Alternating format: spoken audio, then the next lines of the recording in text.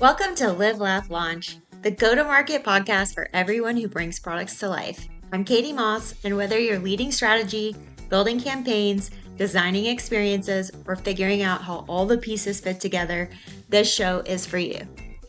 We explore every angle of go-to-market success, from the big picture thinking to the nitty-gritty execution.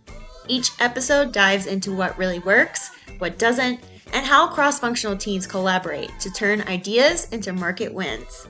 If you're in marketing, building a startup, or just fascinated by how great products find their audience, you're in the right place. Let's launch into it. Hi everyone, and welcome to this week's episode of Live, Laugh, Launch. Today I have with me Corina Manea, and she is a digital marketer and storyteller with a background in PR and communication. She helps B2B brands and executives create authentic social media brands that can connect, influence, and inspire. With over a decade of experience in social media marketing, she loves guiding clients to craft online presences that feel real, human, and aligned with their values. Based in sunny Spain, Corina enjoys the freedom of working with clients across North America and Europe, helping leaders share their stories and amplify their impact while embracing a flexible, location-independent lifestyle. Known for her strategic approach, energy-driven insights, and hands-on guidance, she combines expertise with a personal touch that turns ideas into results. So welcome to the show, Corina. Thank you so much, Katie. It's such a pleasure to be here. Thank you for having me. Yeah, I'm super excited. We haven't had anyone for social media yet on the show. And obviously, it's a big part of go-to-market these days. So for sure, something that we want to consider as part of that process. Well, looking forward to our discussion.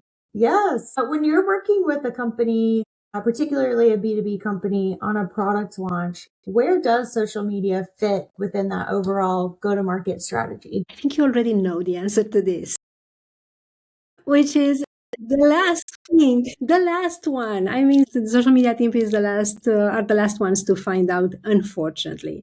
And the funny thing is, social media has been around for 15 plus years, and still many brands, I'm not going to say all, but for many brands, is just another distribution channel, just something to blast about. Like back in the day when you would do it via email, now social media is that channel. So it's usually the last ones to find out. Yeah, I have been guilty of that myself, as you have experienced.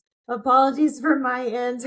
So how do you get in front of the teams or individuals that you need to get in front of earlier in the process? How does that usually work? Well, ideally, if the social media team is brought in early when the conversations are happening about the new product, even they don't need to contribute. Just listening the product team, how they speak about the product, the why behind, the pain points, what led to creating the product, and so on.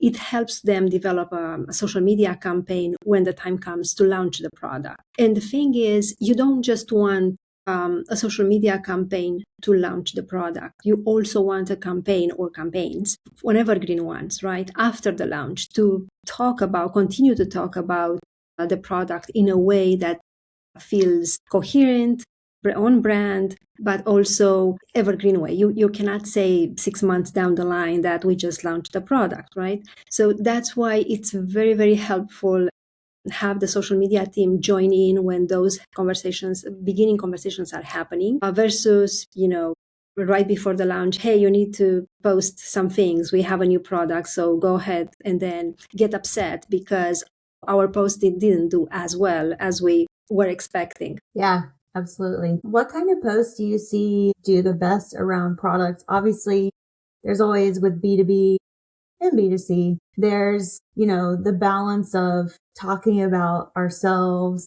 and wanting to get our new things and new ideas out into the world as a company versus how people actually enjoy interacting with the content. What does that balance look like ideally? You do want to have a balance, like you say, but it's important to understand how social media works. And you heard me say about we need to keep the algorithm into account. It's important, even though we prefer not to think of it. We're like, we're going to go and talk about it. It doesn't work like that anymore. That used to work 2, 3, 5, 10 years ago is not working anymore.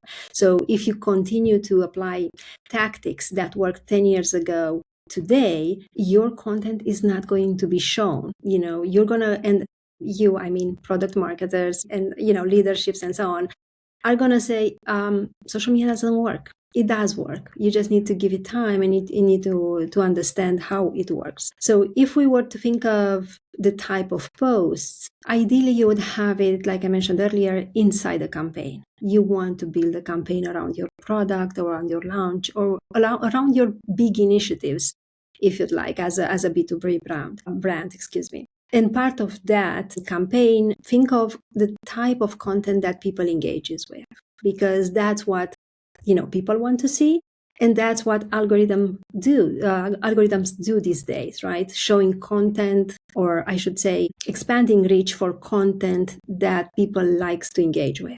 First thing, show the people behind your brand. You have a product launch, show the product marketers talking about the brand.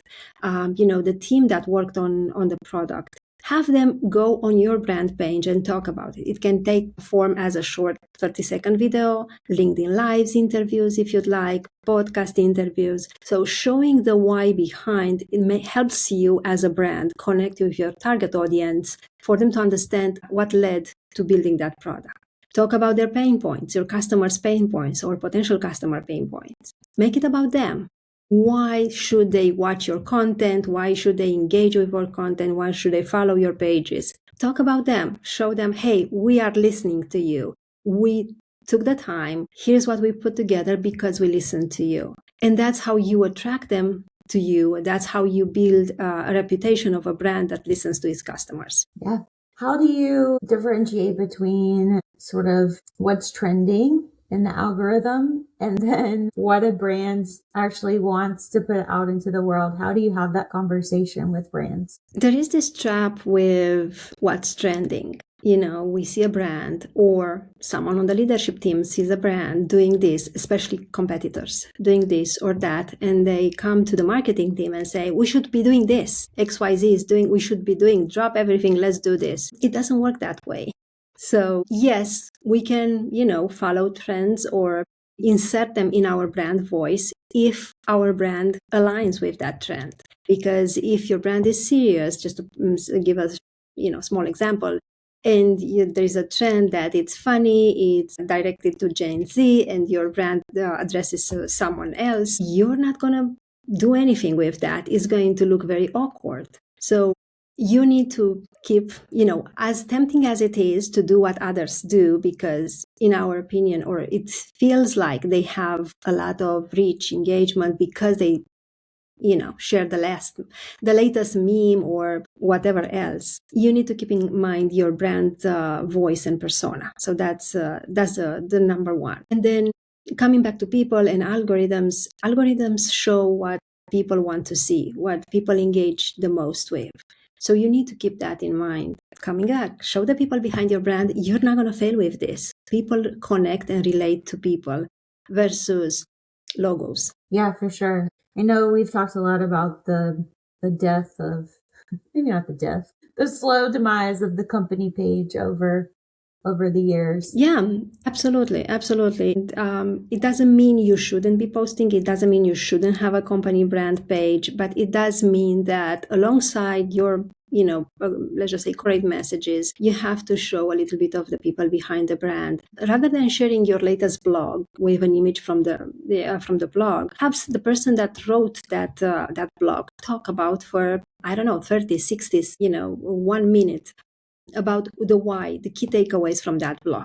That post is going to have much more reach and impact than the exact, same blog shared as an image with a text. So it's sort of adapting and repackaging brand content to what works currently on social media. So we talked about how social often comes last or close to last. It may be alongside, let's do an email about this. Let's do a social media post. Let's, again, guilty of all these things. But it's seen as just another distribution channel in a lot of cases.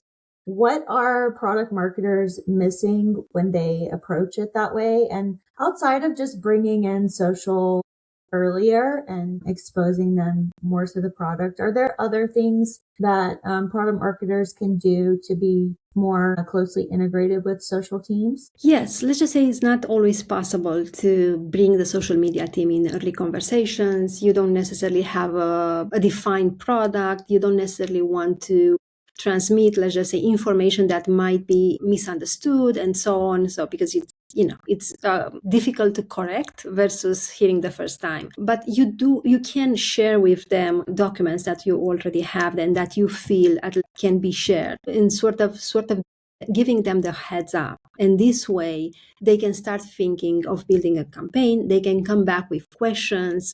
And that's the beauty of it. They can come back, social media team can come back with questions to you. And maybe those questions can give you other ideas. There is this collaboration, let's just say, because the social team wasn't involved in the process, heard for the first time about the product. They come with fresh eyes and they can ask you questions that you might get from potential customers, for example. So that would be helpful. So that's something that you miss if you don't involve them in some way. The big risk is when not involving them until the last minute is having me conversations. We build this fantastic product. It's amazing. We are great. We are, because we do get into this trap. We are people.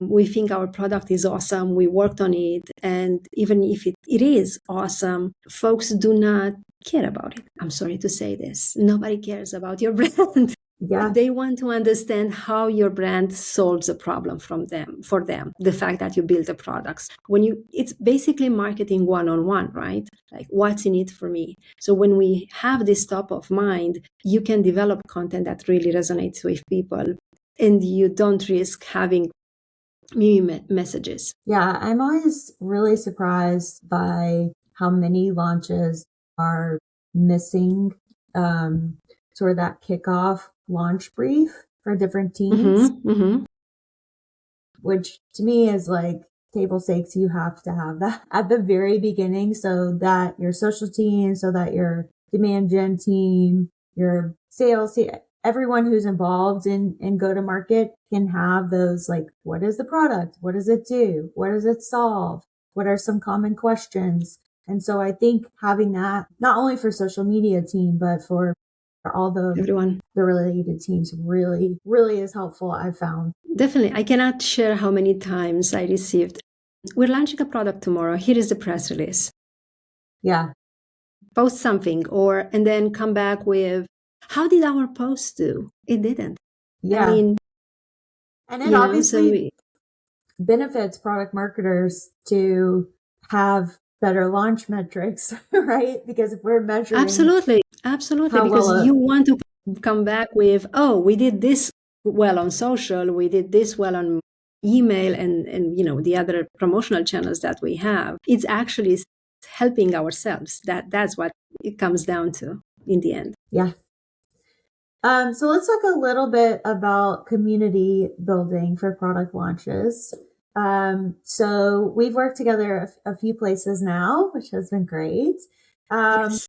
But when we were together at Sugar CRM, you were creating event-driven content playbooks. What did that look like for a product launch? So for context, for people watching and listening, Sugar CRM was a client of Retail when we worked together. I had a team of creatives behind me, and we built campaigns tailored to those events, for example, thinking of the messaging before the event, during the event, and after the event. And it's basically the same for a product launch. You can think of what's the people's mindset before a launch. What do they need to know? Why should they care? Then during the launch, there is another mindset. And then after the launch, there is another mindset. And back to what I was saying earlier, that you can have an evergreen campaign for the next 6 months, 1 year after the launch, talk about the product in a way that feels natural and not, have 6 months down the road, the messaging that says we just launched. the product. So basically thinking of the mindset of your target audience for each stage. That's, I would say, this is the starting point, and creating campaigns for that around each stage so that you address the pain points. Again, coming back, you're going to hear me say the same themes over here, talking about the pain points, talking about why should they care about it. Yeah, that's an interesting point though, because thinking about a long tail like that is also a gap that I often see for go-to-market launches for, product marketing in general and product management, especially guilty of, you launch this thing, it's out there. Maybe we'll do like a couple of months of supporting content or something. But then the ideal is that you measure over time the adoption of the new feature product, and you're tracking against KPIs that entire time. So inevitably a social strategy and overarching content strategy would be part of that. But that may be why that gets dropped as well, is because the entire kind of go-to-market fizzles out after that, first month or second month that happens. Yes, and that's reflected on social media, and it affects, back to your question about community building, it affects community. You don't get the results you want. And to answer your question about community, I would say there are 3 levels or 3 layers, if you'd like, when you think about building community around your brand or launching a product and so on. And number one is, and again, it's not necessarily this order. Number one is the brand page or the brand channels on social media. Have subject matter experts in your company talk about that product. Again, depending on each stage we talked about before, during, and after. Have them talk about the pain points, the questions that they received from customers, the why behind developing the product. Interview them if you'd like. So show the humans behind the brand and show their passion for building that product. That connects really well with people. So that's on the brand side. These are just a few examples. There are many more things you can do, of course. Secondly, have an employee advocacy program. If you already have one in the company, then include messaging about the new launch, and invite people to include their own messaging, their own voice in the message that you send them. So they will spread the word about the company, about the product on their own channels, exposing the product and the brand to more eyes. And third, include the executive team. So have an executive leadership program running. Ideally, you would have that before the launch, before, having thought about launching a new product. But it's important for folks to hear about from the CEO, salesperson, sales leader, a customer service leader, marketing leader, have them be active on their channels. Usually that means LinkedIn. So have them share content 2-3 times per week consistently, have them talk about, again, from their perspective, about pain points, about the questions they receive from customers, conversations with customers without naming names, of course. Be active and position them, this way they position themselves, or the marketing team working behind you positions them as thought leaders. Then the next step is comment, engage with the target potential customers, people in the same industry. So getting them active. LinkedIn will reward them, showing their content to more people, and so on. So this way is how you sort of build community on different layers. And of course, once you have that established, a list of potential or target customers, and have them connect with them, start conversations. One big thing I do want to mention here, it needs to feel real. It needs to feel like it's a person talking, not the marketing team, not the brand message. And please do not sell people. Nobody wants to be sold to. You don't want someone to reach out to you and say, hey, Corina, I saw you followed our page. Here's the demo. Like, right. Okay, let me find the block button and we're done here. So think of it how you would like to interact with people, and interact like that. And that's how you build community on different layers: brand, employees, and the leadership team. Awesome. I saw the other day, I knew that a client I was working with in the edtech space required their employees to post on social media, all of them, like executive team, sales, everyone. But I saw recently that they also offer an incentive. So I can't remember if it was 5,000 or 10, it might have been 10,000 for the year to the person with the most kind of social media likes, comments, engagement on LinkedIn. I don't know all the rules, but the CRO had posted about this kind of incentive. What have you seen work for employee advocacy? Because I know from my side, it's been really hard to get people to participate sometimes. Yes, contests do work and do work well. If you overdo them, they're not gonna they're gonna stop working. But ideally keeping people engaged and, again, coming back with the messaging, what's in it for them is the same with employees. What is it in it for them to share on their personal profile about your brand? So you need to make it interesting for them, not just from the contents perspective, though that's an impressive amount to receive for being active on social media. Yeah, exactly.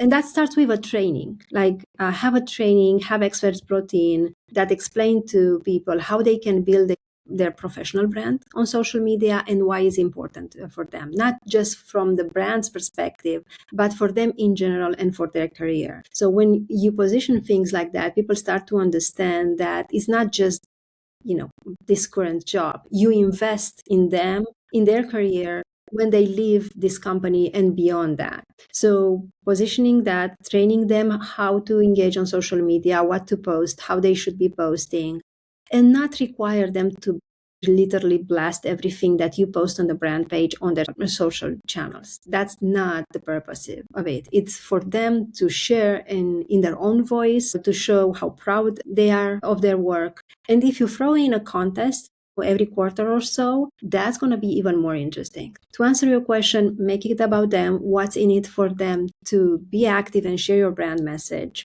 have a training, and then throw in a contest. Yeah. I do want to mention that you're not going to have all the people in the company engage or share. Even if you go through all the training, they understand it, they're going to be like, I don't care. I have a job and I don't care beyond that. And that's totally fine. You actually want to find those people that are invested, that they do want to care about social media, they do want to be seen out there, they do want to become subject matter experts and be perceived as such. And those are the small community that you're going to work with moving forward. Yeah, absolutely. I think another part of that is, at least many years ago, I'm dating myself, many years ago when I managed social media, we also had to do training around like what you should and should not say. Absolutely. On LinkedIn, especially from a corporate perspective, and noting that things are for your opinion and not the company. So I think I haven't seen as much training, and maybe it's the companies I've been in, but I haven't seen as much training around social media as a whole in companies as I did in past years. So that's been interesting. Well, they should. It should be. That training should exist. Those guidelines should exist because on one hand, yes, you might, talk with people that know about social media and know how to talk on social media, but there's going to be people that maybe it's their first time on social media, or they build a profile long time ago, forget about it, and now they are like, oh, let me dust this whole thing and be active. You do have to have those guidelines for sure, especially if you are an enterprise, for example, and everything that you post needs to go through legal and so on. But even for small brands and startups, you do need to give people some guidelines about what they can talk about, what they shouldn't be talking about, and so on. Yeah, I think it's more important than ever now because the lines seem to blur more and more. And we're primarily talking about LinkedIn for B2B, but I see more and more personal things on LinkedIn, and there's not a ton of guidance, and people have gotten in trouble about certain things, or there's been pushback from companies in different ways. But then it's also those people can be quite engaging as well if they're in a sea of like corporate AI speak, which we'll talk about in a second. And then they're just kind of being funny. And I follow a lot of weird, funny people on LinkedIn personally because it's entertaining. But yeah, that's It's just been interesting to watch too as time goes by how LinkedIn has evolved into more personal things. It has, and the platforms adapt to what people want, right? So we've seen this on Facebook, and then we started with brand pages, and then it slowly went to personal profiles. And then the conversation moved to X a while back, and now LinkedIn goes through this process. So yes, the platforms adapt. We need to adapt and understand that it's not about blasting. If we have our people out there on social, give them some basic guidelines, but also give them the freedom to be themselves, because if you insist in using your corporate speak on their social channels, those posts are not going to do anything. First of all, are going to look weird on their profile in general, and is going to look forced, and they're not going to do it. I mean, maybe they'll do it once or twice, and then it's like, this is not for me. I'm alienating my connections. All right. So speaking of AI, we got to it. It always comes up on every single episode. Absolutely. But obviously for social media, it's very easy to plug in,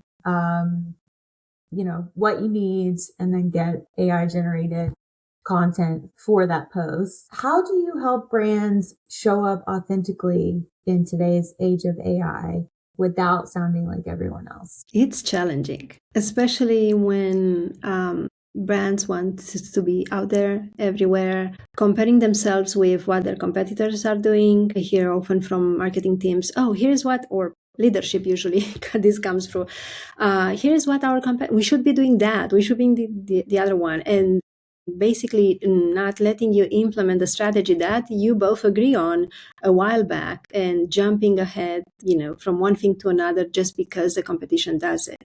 But it's not impossible. And it's going back to the basics, I should say, like remembering the why behind your brand. It's important. It may sound like just a nice thing to say, but remember why the brand exists. What was the focus, the why? What were you solving? When the founders sat down and talked about, let's do this company, what was their why? What did they try to solve? Because your story as a brand is unique. Yes, maybe your product is similar to others on the market, for sure, but your story is unique. It's yours. So focus on that. And then start bringing people on your brand page, meaning spotlight your customers, partners, influencers, potential customers. Give them the mic on your brand channel, whether it's LinkedIn Live series, podcast interviews, Q&As, spotlights. Have them, show up and talk about their interaction with your brand,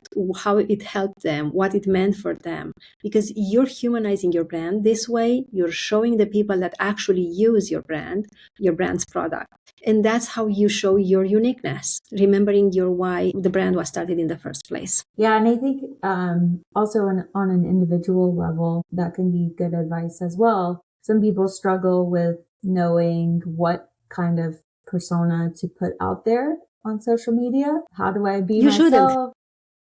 You shouldn't put a persona there. Be yourself, because it's just one you. It's very hard to maintain a persona on social media. You're going to get busy. Life gets busy. You have other things to do on top of social media. So you're going to end up throwing something out there just for the sake of it. But if you think about yourself, who you are, what you like, what you dislike, what you love doing, why you love doing that. And conversations are everywhere and topics are everywhere. Think of Slack conversations with a colleague, of course, without naming them, but sharing the lessons, right? Because people do want to learn. Conversations with customers, your experience, what were your pain points, what you learn along the way. There are so many things to talk about on social media. If you don't look at the others, what they are doing, and get influenced by that, but focus on you and what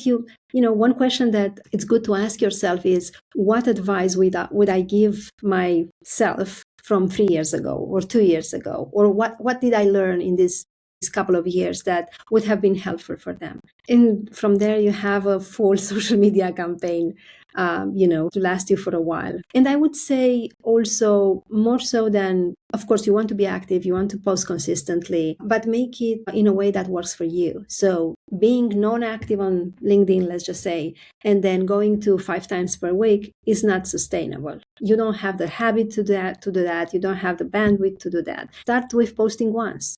And then if you feel good, you can expand that. And you don't have to post every day.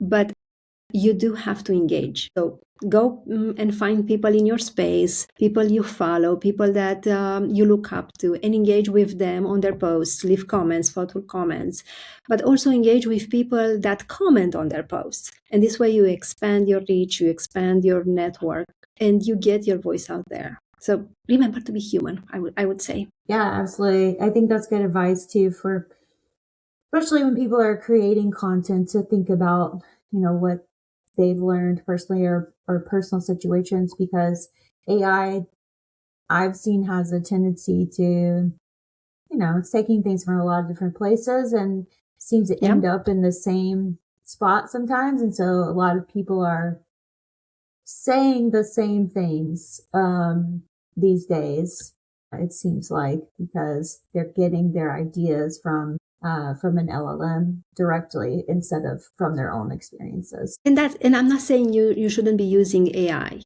but use it for brainstorming, use it for organizing your thoughts, but use your voice. Do not outsource that to AI, because like you said, you're going to end up sounding like everybody else, and then you're going to ask yourself why it's not working, why people do not engage with me, and so on. So let's talk about what has worked for you. Obviously, I saw some great growth when you were working with Sugar Serum. What are some tactics that actually move the needle? And particularly, because we haven't talked about paid yet, I'd like to talk about, how do you balance organic and paid as part of those tactics? Okay.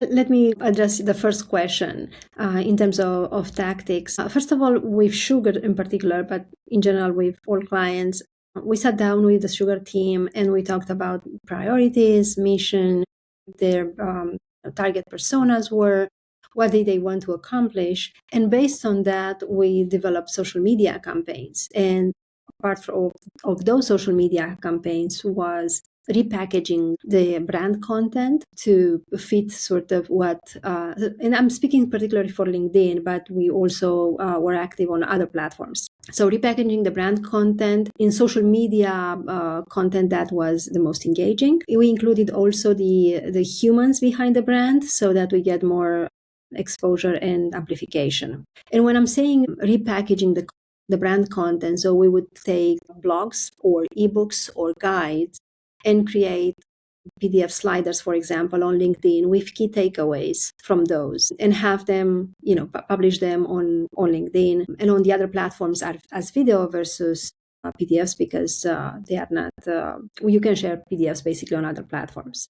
So that's one example. Another example is showcasing people behind the brand before an event, have them, record a video inviting people to come to event, to meet them at the event, or during the event, posting carousel posts with the highlights and the key takeaways from the event, so that when someone finds that content in their feed, they understand a little bit of what happened there versus just seeing a bunch of photos that have no context. Then focusing on conversation starters, questions, asking questions, polls, all these types. So basically, part of each campaign, this type of social media formats was present, and we were making sure to have a certain cadence and consistency on a regular basis, whether it was around a specific initiative or just regular brand content. And that helped us expand the reach of the brand and also grow the engagement. Yeah, so I'm hearing consistency is key for sure. Absolutely. And understanding what platform, speaking of algorithms, what the platforms favor, right? What type of format, the format people engage with. It's important. We don't want to, we usually think of, we need to chase the algorithm. No, you need to understand it. You need to understand it and you need to work with it, because if you think like you're going to apply the same tactics as 2 years ago or 5 years ago, hoping that your message is going to be shown by the platform, is not going to happen. Yes, and coming back to your question about paid, you can supplement that with paid social media. But it's the same. You need to have a coherence between organic and paid. You need to have similar messaging, because if someone sees your ad, for example, whatever it is you want to get out there, whether it's a product launch or just a regular blog, and then they get curious, they go to your organic page, your brand page, and see organic content. If that content isn't in line with the same messaging as your ad, they're going to disconnect. And it's the same, for example, if they see an ad, click on the ad, and are taken to a landing page. If the messaging from the ad is different than what's on that page, they're going to disconnect as well. So you need to be coherent, to have a coherent campaign and coherent messaging across organic and paid if you want to have a huge impact. Yeah. Speaking of impact, before we tie up, there's been a lot of kind of different ways of tracking social media metrics over the years. A lot of those are vanity metrics, and some of them are more impactful. What would you suggest tracking, particularly for a launch around social media? It depends on each stage, because when you just launch a product, you're going to focus on brand awareness, you're going to focus on engagement. So those vanity metrics, like amplification, engagement on your post, and so on. That's what you want actually in the first stage. But then that's where it comes in the evergreen campaign I talked about earlier, because you're not going to have impact on social media if you post like for a week or a couple of weeks or even a month. You need to think longer term. You need to think in quarters. So you want to have an evergreen campaign with consistent messaging and everything we talked about earlier. What you measure for that campaign, you're going to go, and this might be an unpopular opinion and maybe seem like a lot of work, but it's very effective. Look at who's following your page. If we're speaking about LinkedIn, for example, who engages with your posts. If you have a LinkedIn newsletter, who subscribes to that LinkedIn newsletter. Look at if you have a LinkedIn live series, for example, who registered for that. Look at all those people and start with a simple, there are apps out there, but you can start with a simple spreadsheet and input those people that fit your ICP, their names, their LinkedIn profile, the company they work for, the role they have. These are people that opted in basically to see your content. So then have that list and then go to, depending on the roles, go to your executive team, go to your sales team, go to your product team, and have them be active on social media and engage with them. But again, big disclaimer, don't sell to them, just engage with them. I saw you followed our page. I saw you engage with blah. Start a conversation. And then once you connect, once you start the conversation, move that conversation from public social media to DMs, and then from DMs to email. And that's how you tie the social media efforts to revenue and pipeline. Okay, awesome. Well, thank you so much, Corina. It has been great chatting with you and getting all of your insights out to the world. Thank you so much, Katie, for having me. It's been a pleasure. All right. I'm looking forward to catching up with you soon. Thanks, everyone. Absolutely. Thank you. Bye-bye.